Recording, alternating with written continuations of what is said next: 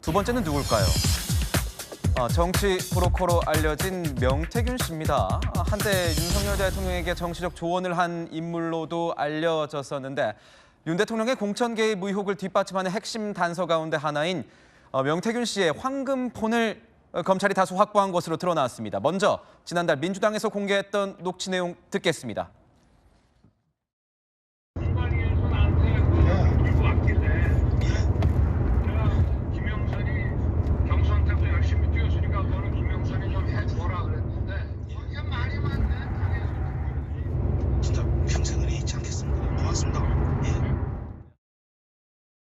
네, 이게 사전에 공개된, 이때까지 공개된 녹취였는데 여기에 새로운 대화 내용이 또 공개가 됐습니다. 오늘 아침에 취재 내용으로 알려졌는데 이 내용입니다. 제가 한번 읽어드리겠습니다.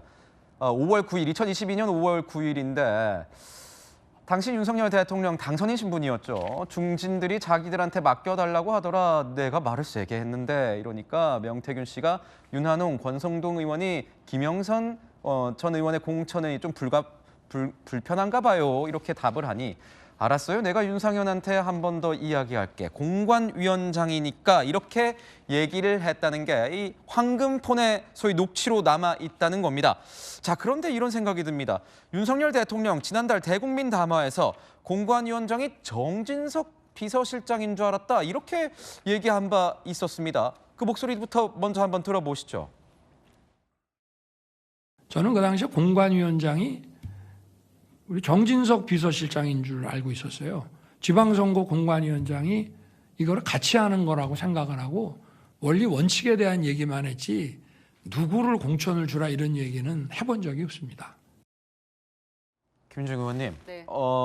좀 내용이 달라진 것 같습니다. 그 당시에는 정진석 의원인 줄 알았는데 전화 녹취, 지금 검찰의 녹취록에 따르면, 검찰이 확보한 이 녹취록에 따르면 윤상현 의원이었다는 걸 알았다는 거예요? 그렇죠. 결과적으로 놓고 보면 대통령이 온 국민 앞에서 거짓말을 한 셈이 돼버렸죠.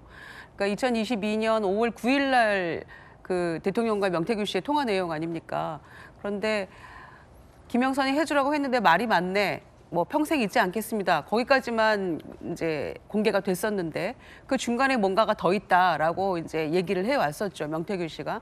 근데 결과적으로는 대통령이 명확하게 공천에 개입했다는 대목이 지금 입증이 된 거 아닙니까? 그동안에는 김건희 여사의 어떤 공천 개입 문제 이렇게만 얘기가 됐었는데 이제는 그거를 넘어서서 아예 대통령이 대놓고 공천 개입 또 공관위원장이 윤상현 의원이었다는 것도 명확하게 알고 있는 대목이 나온 거기 때문에 이거는 이제 지금의 계엄이나 내란 사태와 또 다른 한 축이 되는 거죠. 공천 개입 문제에도 박근혜 대통령에게 2년 징역 살게 한 당사자가 대통령 당시 검사 아니겠습니까? 그러니까 이 문제도 명확하게 좀 더 파헤쳐 봐야 될 부분이라고 생각합니다.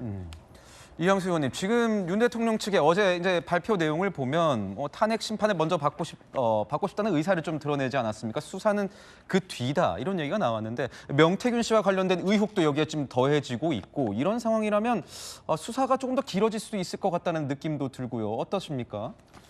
그 당초에 이제 그 개헌 관련해서 수사를 하는 것은 그 사실 뭐 좀 어떻게 보면 뭐 간단할 수 있죠. 물론 이제 뭐 지금 여러 가지 사실들이 나올 수 있습니다만 어쨌든 그 혐의 자체가 분명한데 지금 뭐 이렇게 공천까지 넘어가고 이제 그러다 보면은 이제 조사할 사람들이 많아지게 되겠죠. 그러면 이제 아무래도 수사는 좀 더 늦어질 가능성이 있죠.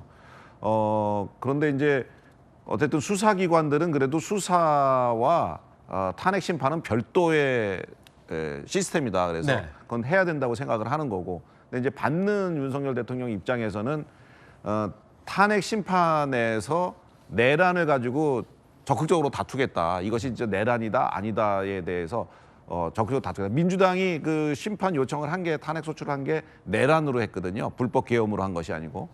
내란이라면은 그것에 대해서 적극적으로 해놓고 나서 그 다음에 이제 그 수사를 통해서 그거를 다투겠다고 이제 한 것은 제가 보기엔 이제 전략적으로 그걸 선택을 한 것 같습니다.